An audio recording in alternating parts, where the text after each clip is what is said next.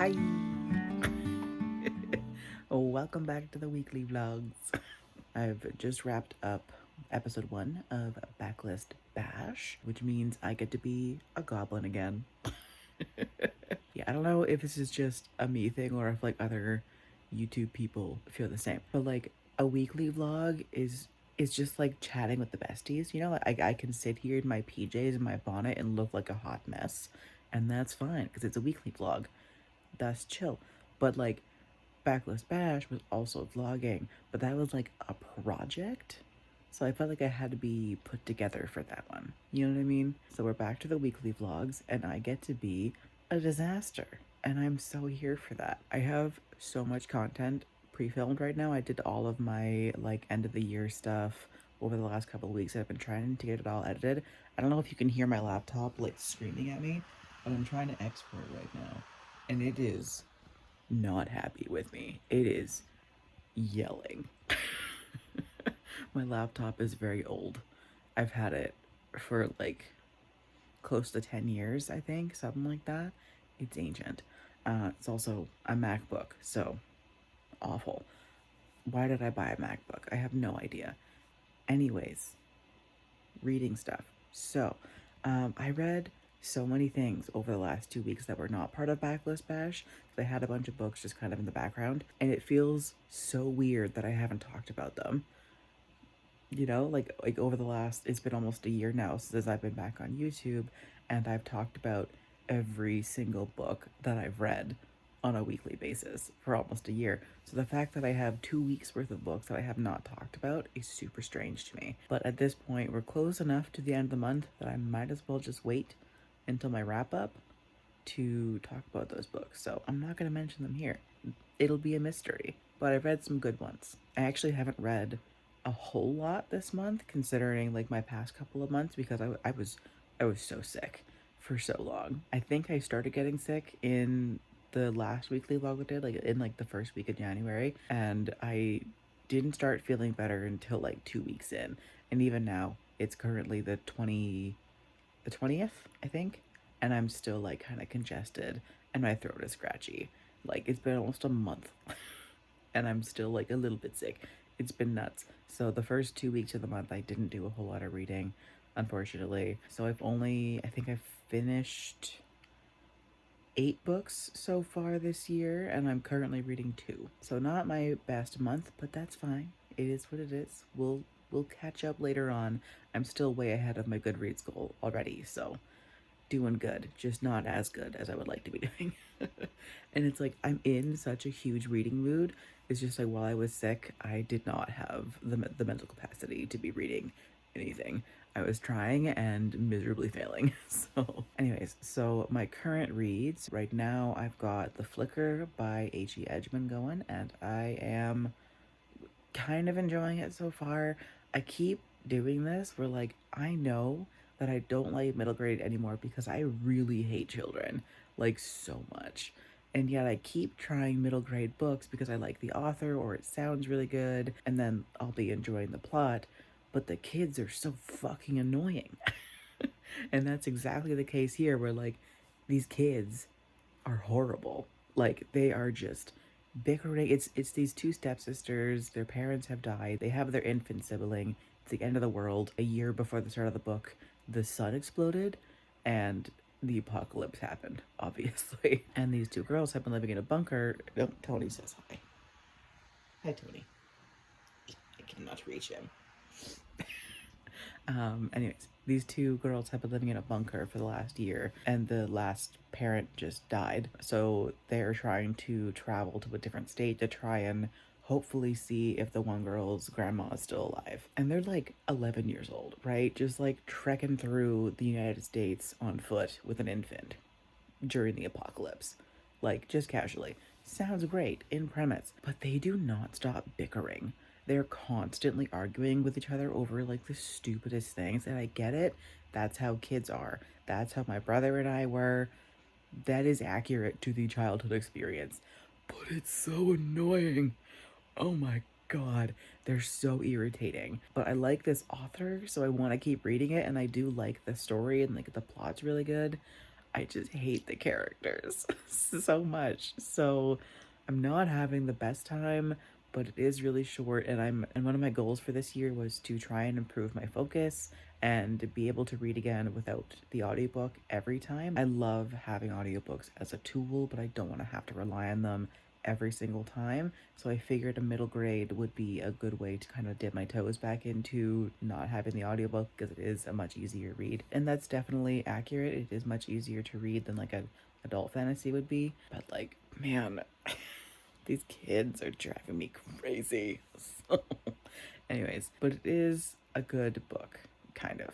So I'm gonna keep reading it. I'm about, I think, 35-40% ish of the way through right now.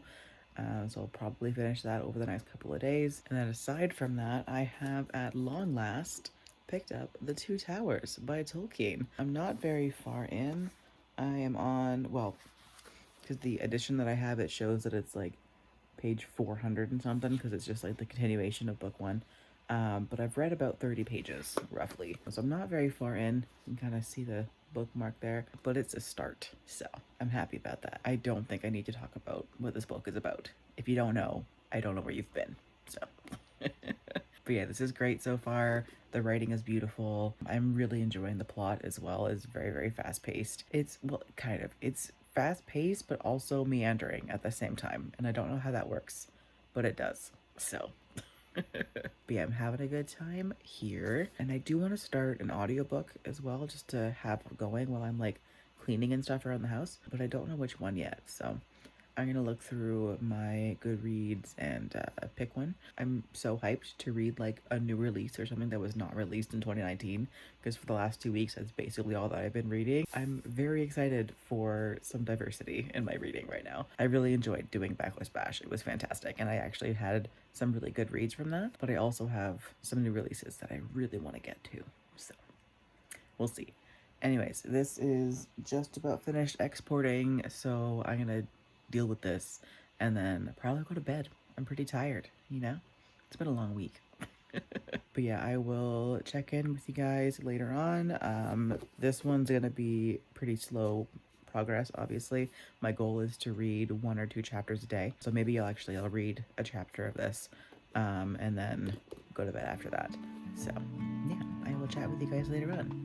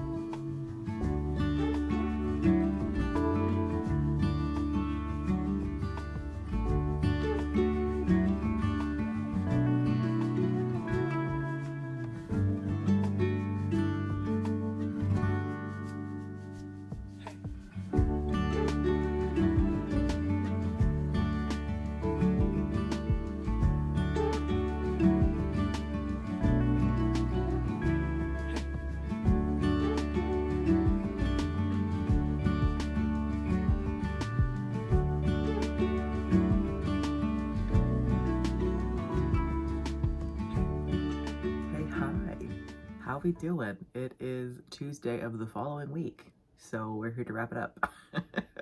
This was not a very chatty vlog, my bad. Yeah, the state of the world currently has me in a funk, we'll say. Yeah, I'm not doing too hot, but it is what it is. I've mostly been bed rotting and reading a colossal amount and ignoring everything else. Yeah, so didn't do a whole lot of chatting, but I did do a bunch of reading. So let's talk about it and wrap up this week. So I read and finished 5 books this week, and I'm currently reading 4 others. So I've been busy. The current reads I'm going to save for next week's vlog for the things that I read in this past week.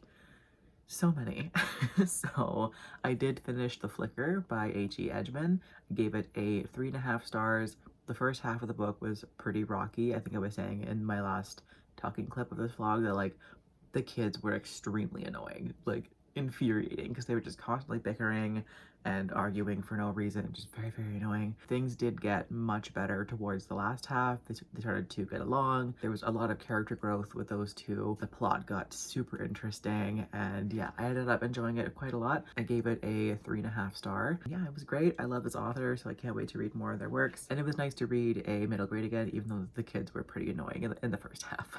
I also read A Fragile Enchantment by Allison Saft, and I loved it. Oh my god, it was so good.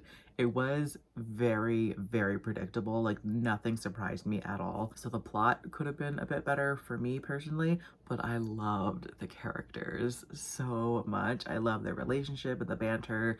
I loved the friendships that were formed. I loved the backstories of the characters as well. And the description of like clothing and food, it all felt so luxurious. It was a very visual book. I could picture what everybody was wearing the whole time. It was so well written, and I loved it for that, and I gave it a 4 stars. I also read The Truth According to Ember by, what was it? Danica Nava, I think was the name. This one is a contemporary romance about a indigenous woman who pretends to be white in order to get a job, and it works. She becomes an accountant even though she has no experience, because she also lied about having experience, and she just kind of starts telling like lie after lie after lie, trying to cover her tracks, and she ends up falling in love with another indigenous man in the office, and the two of them have great chemistry, but she just keeps lying to him as well. And that's what I ended up not liking about it, was all of the lies. The couple of them, like the beginning one that started the book off, those were fine. I enjoyed those parts, but just she was lying about like really random things. She lied saying that she loved cats even though she was very visibly allergic, like her whole face puffed up and she was sneezing, and she just kept digging in her heels that she loves cats. She lied about having a boyfriend. She lied about like being on a bowling team, and just all of these random things that just like didn't feel like they were needed, and it was just adding conflict for the sake of conflict, and I really didn't enjoy that part of it. But I did really like the main conflict, like the part at the very beginning, as well as the conflict in the climax. It was just like kind of all of the conflict in the middle that just really didn't feel like it was needed. I gave it a 3.5, but it's probably more like a 3 to be honest, but still a good book. I still recommend it if you like office romance type things. I'm not really a big fan of office romances, but I wanted to try it out. It sounded pretty good, but I'm probably not going to reach for an office romance very often. Did also read The Boneless Mercies, but this I read for Backlist Bash, so that'll be in that video. And then the last thing that I read this week was The Last Gifts of the Universe by Riley August, and oh man. Oh, this book I could rave about for so long. It was incredible. It was 5 stars easily, and it went straight on to my favorite shelf. I want to go and buy a copy. This was such a gem of a book. It was incredible. This book gave me the same feeling that I get from like A Song for the Wild Built and In an Absent Dream. Just that like heart clenchy feeling that just buries itself directly into my soul and lives there.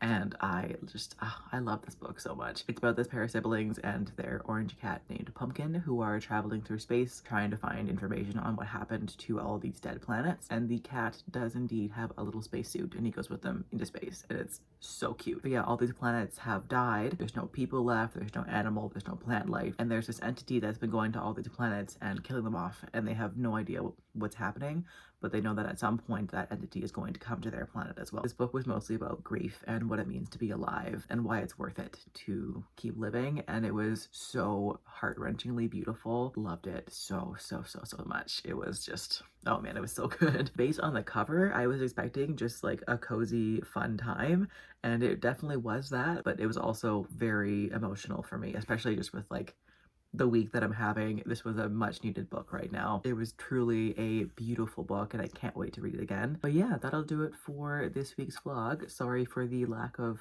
chit chat. The brain is not doing well right now, so the world sucks right now. I'm sure we all are aware of this. I know that I'm not the only one who is struggling currently to reconcile with what our world is becoming and has been becoming for a very, very long time. So if you're also having a hard time right now, I see you, I feel you, we'll get through it. Anyways, I'm gonna cut this off here before I try and fail to be inspirational, because that is not my vibe. I am not that person. But regardless, thanks for watching, and I will catch you guys next week.